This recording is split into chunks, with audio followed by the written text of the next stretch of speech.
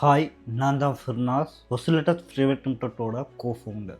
போன வீடியோவில் நான் பேசின மாதிரியே ஒசிலேட்டர்ஸ் ப்ரைவேட் லிமிடெட்டுக்குள்ளுக்கு நாங்கள் என்ன செஞ்சிட்ருக்கோம் அப்படின்னு சொன்னால், நான் முன்னாடி இருந்த நிறைய வீடியோஸ்லேயும் சொல்லியிருப்பேன்.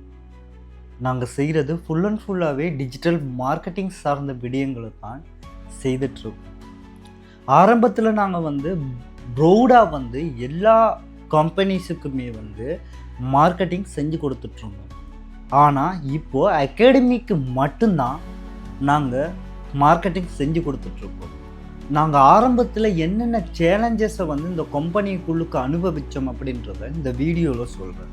ஃபஸ்ட் இந்த கம்பெனிக்குள்ளுக்கு கிளைண்ட்ஸை கொண்டு வரதே ஒரு சேலஞ்சாக தான் இருந்தது. அதை நான் முன்னாடி போட்ட வீடியோஸில் நான் நிறைய விடயங்கள் சொல்லியிருப்பேன். இந்த வகையில் நாங்கள் இந்த கம்பெனிஸுக்குள்ளுக்கோ கிளைண்ட்ஸை கொண்டு வந்திருந்தோம். அதில் மிக முக்கியமாக நாங்கள் மெட்டா கம்பெயின் ஒன்று போட்டு அதில் வார மெசேஜஸுக்கு நாங்கள் சேல்ஸுக்குள்ளால் போய் அவங்களோட பேசி அவங்கள கன்வின்ஸ் பண்ணி தான் ஃபஸ்ட்டு இருக்கிற ப்ராஜெக்ட்ஸ் எல்லாம் உள்ளே எடுத்திருந்தோம், எங்களோட போர்ட்ஃபோலியோவெல்லாம் காட்டி. அதுக்கப்புறமா அந்த கிளைண்ட்ஸை மேனேஜ் பண்ணுறது யார் அப்படின்ற ஒரு குழப்பம் கொண்டு வருது. அந்த இடத்துல நாங்கள் 2 பேரில் ஒரு ஆள் கிளைண்ட் மேனேஜ்மெண்ட் அப்படின்ற ஒரு பகுதியை எடுக்கிறோம்.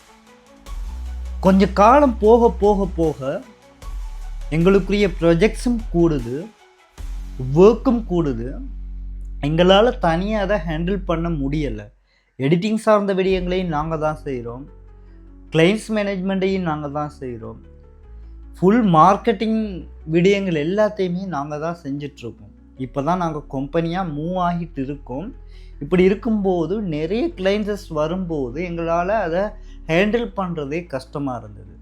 அப்போ தான் நாங்கள் ஹையரிங் ப்ராசஸுக்கு போகலாம் அப்படின்னு ஃபஸ்ட்டு எடிட்டிங் சார்ந்த நபர்களை உள்ளெடுக்க ஸ்டார்ட் பண்ணோம். அப்படி எடுக்கிறதே எங்களுக்கு ஒரு மிக சேலஞ்சான ஒரு விடயமாக தான் இருந்தது. தெரிஞ்ச நபர்களை எடுக்கிறதா, இல்லைன்னு சொன்னால் ஒரு கம்பெயின் போட்டு எடுக்கிறதா, எப்படி நம்ம ஒரு சரியான நபரை தெரிவு செஞ்சு எடுக்க போகிறோம் அப்படின்ற குழப்பத்தில் 1-2 பேரை நாங்கள் ஹையர் பண்ணி எடுத்துருந்தோம். காலப்போக்கில் போகும்போது தான் தெரிய வந்தது அது சரியான ஒரு தெரிவா அப்படின்ற ஒரு கேள்வி எங்களுக்குள்ளுக்க வந்தது. அப்படி கொஞ்சம் கொஞ்சமாக கட்டங்கட்டமாக நிறைய பேர் உள்ளே வந்தாங்க, வெளியே போனாங்க. அப்படின்னு போகும்போது தான் எங்களுக்கே ஒரு எக்ஸ்பீரியன்ஸ் ஒன்று வருது.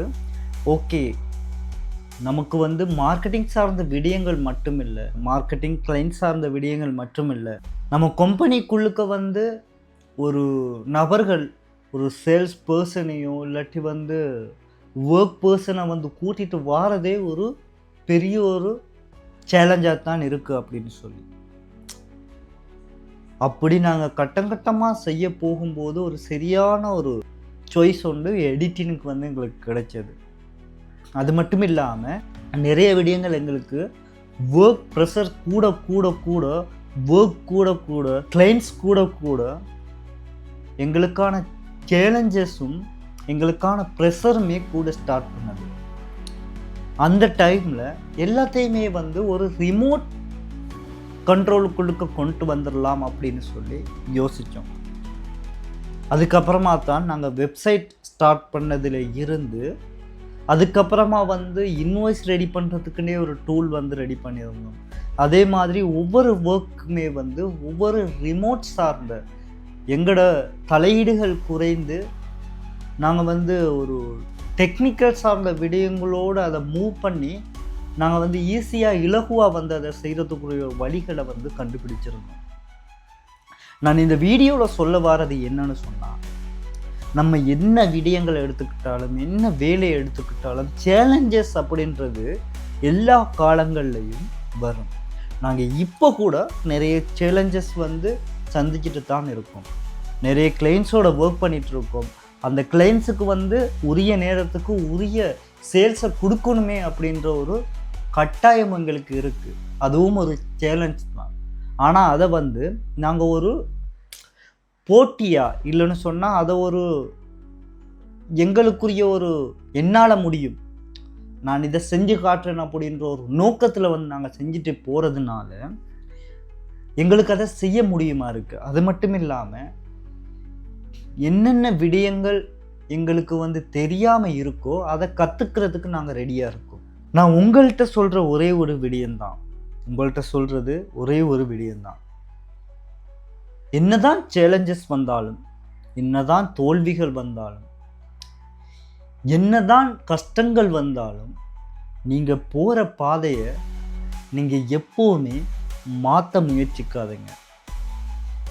நீங்கள் போகிற பாதையிலே நீங்கள் போகும்போது நீங்கள் போகிற இடம் ஒரு குறிப்பிட்ட நாளைக்கு அப்புறமா வரதுக்கான வாய்ப்புகள் இருக்குது. நீங்கள் பாதையை மாற்ற அந்த தூரம் வந்து கூட்டிகிட்டு போகுமே தவிர அந்த தூரம் குறையாது அப்படின்றது தான் உண்மை. இந்த வீடியோவில் எங்களுக்கு வந்த சேலஞ்சஸ் சம்பந்தமான விடயங்களை ஓரளவு குறிப்பிட்டு சொல்லியிருக்கேன் அப்படின்னு சொல்லி நம்புகிறேன். டீப்பாக சொல்ல முடியலைன்னு சொன்னால் அதில் டீப்பான நிறைய விடயங்கள் இருக்குது. அதை சொல்கிறது எவ்வளவு சரியாக இருக்கும் அப்படின்றதும் எங்களுக்கு தெரியலை. அதனால் ஓரளவு நாங்கள் வந்து என்னென்ன சேலஞ்சஸ் வந்தது, அதில் எப்படி நாங்கள் கடந்து வந்தோம் அப்படின்றத சொல்லியிருக்கேன். இந்த வீடியோ பிடிச்சிருந்தா இந்த வீடியோவை வந்து லைக் பண்ணுங்கள், ஷேர் பண்ணுங்கள். அது மட்டும் இல்லாமல் இந்த மாதிரியான உங்களுக்கு பிரயோசனமான வீடியோஸை நீங்கள் பார்க்கணும் அப்படின்னு சொன்னால் இந்த யூடியூப் சேனலை சப்ஸ்கிரைப் பண்ணுங்கள். இன்னொரு வீடியோவில் இன்னும் நிறைய விடயங்களை பற்றி நம்ம பேசுகிறதுக்கு ரெடியாக இருக்கும். இனி என்ன விடயங்களை பற்றி நான் பேசலாம் அப்படின்றதையும் கமெண்டில் சொல்லிட்டு போங்க. இன்னொரு வீடியோவில் சந்திப்போம். பாய்.